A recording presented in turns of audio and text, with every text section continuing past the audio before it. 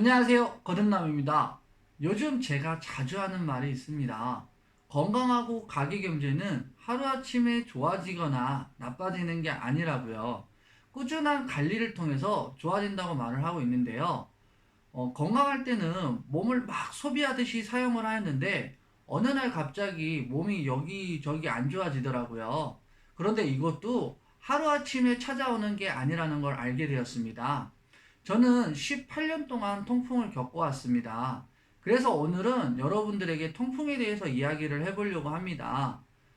저는 의사도 아니고요. 영양사도 아닙니다. 저 또한 18년 동안 통풍을 겪어오면서 어떻게 극복을 하였는지에 대해서 여러분들에게 말씀을 드리고 싶어서 이렇게 영상을 만들게 되었습니다.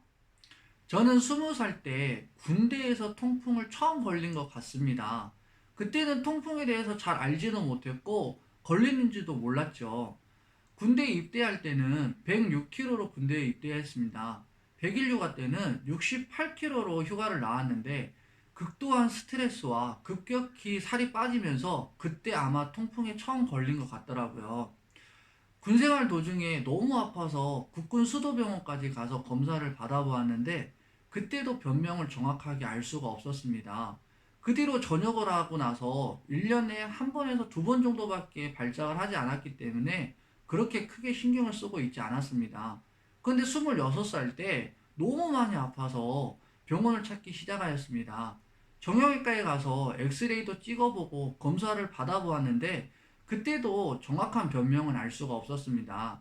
그런데 한 병원에서 요산 수치 검사하고 피 검사를 해보자고 하니까 그때 정확한 통풍이라는 별명을 알 수가 있었습니다. 그런데 통풍이라는 질병이 아플 때는 엄청 아프지만은 통풍약만 먹고 나면 언제 그랬냐듯이 나아버리기 때문에 뭐 그렇게 크게 신경도 쓸 수가 없었습니다.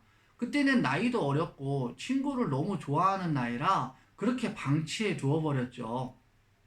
그리고 제가 영업을 시작하면서 잦은 술자리와 불규칙한 생활 습관으로 인해서 1년에 한두 번 발작하였던 통풍이 두 달에 한 번씩은 발작을 하게 되더라고요.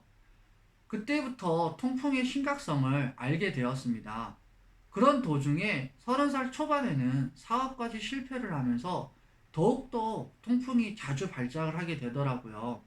그때는 너무 힘든 시기라 통풍보다는 술이 먼저였기에 통풍이 더 심해진다는 것도 망각하면서 그렇게 3년을 보내버렸습니다. 그렇게 방치하는 동안 관절에는 결석이 쌓이기 시작하였고 혹이 만들어지기 시작하였습니다. 통풍도 한 달에 한두 번씩 발작을 하게 되더라고요.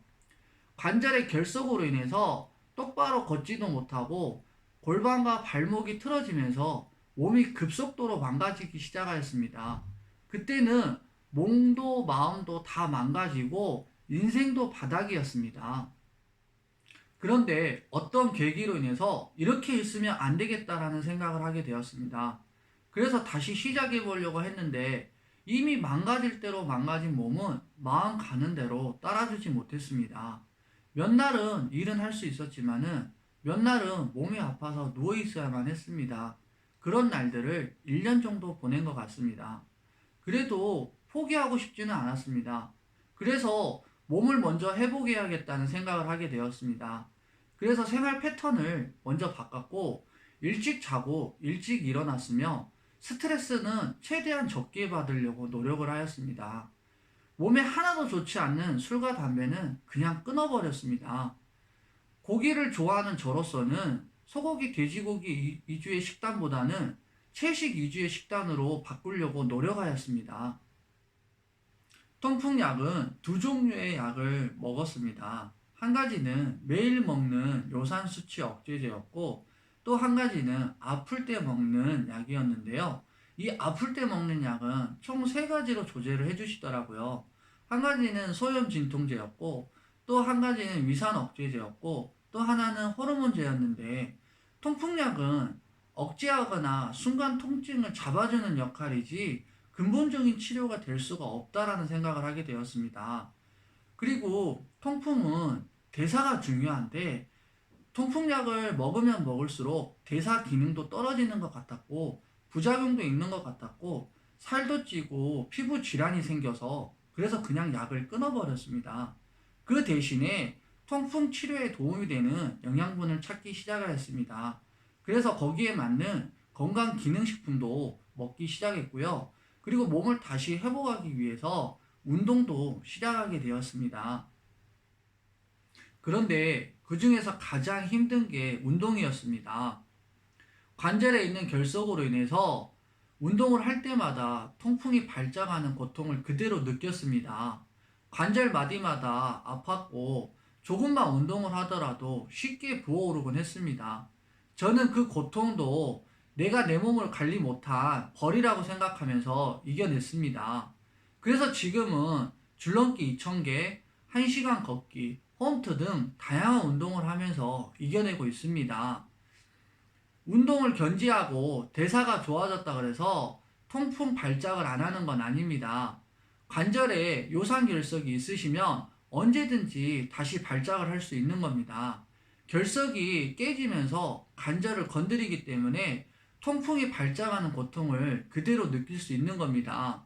몸이 회복하는 상태라고 생각하시면 될 것 같습니다. 저는 지금은 몸이 많이 회복이 되어서 통풍 발작하는 횟수도 많이 줄었고 체중도 25kg 감량을 하였습니다. 다이어트에 관련된 저의 식단과 운동에 관해서는 추후 영상에서 자세하게 알려드리도록 하겠습니다.